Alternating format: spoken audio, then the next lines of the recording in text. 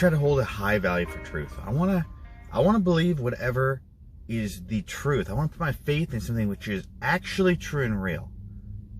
And so, regardless of my personal feelings, I've always tried to be somebody who would be open to the truth and follow the evidence wherever it leads. You know, I've said to Christians and non-Christians alike that I believe Christianity because I think it is true. But if it could be demonstrated, if the evidence suggested that it was not true, then I wouldn't want to believe it, because I want to put my faith in whatever is actually true, whatever is real. But I know when talking to some Christians, it almost seems blasphemous. You know, some Christians might respond that, hey, shouldn't we follow God regardless of whatever happens? You know, if somebody produced some evidence against God, shouldn't we still put our faith in God, potentially in spite of the evidence? I mean, why would we value truth over our value for God? Shouldn't God be the highest value? Well, let me tell you at least where I'm coming from with this. For me, there's a great story in the Old Testament that really kind of demonstrates at least where I'm coming from. In the Old Testament, there's a story, if you're familiar with the Old Testament, I'm sure you've heard this story about Elijah and the prophets of Baal. Elijah was a prophet in Israel back in the Old Testament, and during his time, there was another competing worldview. It was another religious worldview, a god called Baal. Many people were starting to follow this false god, Baal. And so Elijah wanted to demonstrate to people, to the Jewish people, that the God of the Old Testament, the God of the Jewish people, was real in a way that the God of Baal was not. So ultimately, they have this sort of a contest where the prophets of Baal attempt to perform a miracle to prove that their God, Baal, is real and true. And then Elijah does the same, and ultimately the prophets of Baal are unable to produce this miracle that they say that Baal can create, but Elijah is able to, and in this way, the God of Elijah provides evidence that he is in fact real. He is the true God, and Baal is a false god.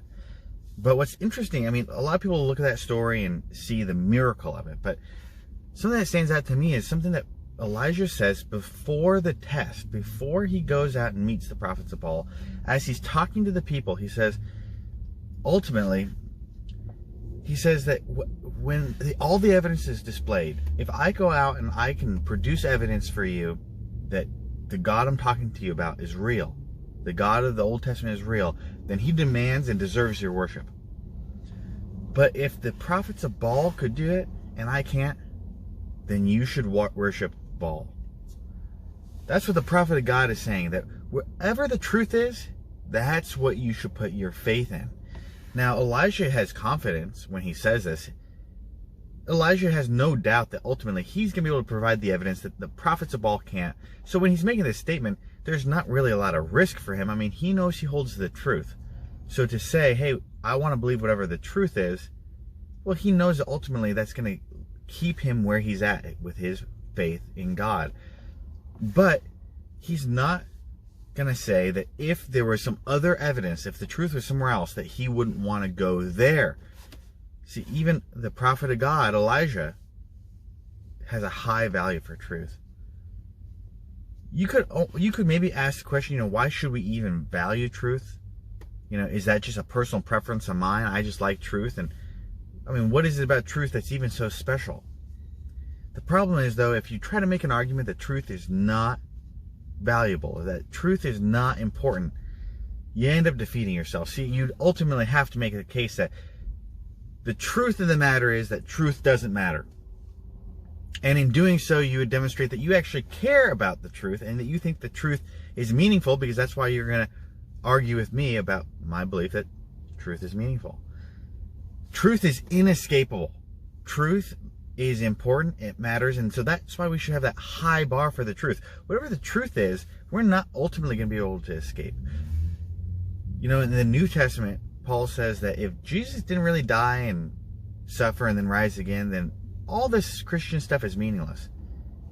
So I want to have that same attitude too. I want to follow the evidence where it leads, and I think it leads to Christianity.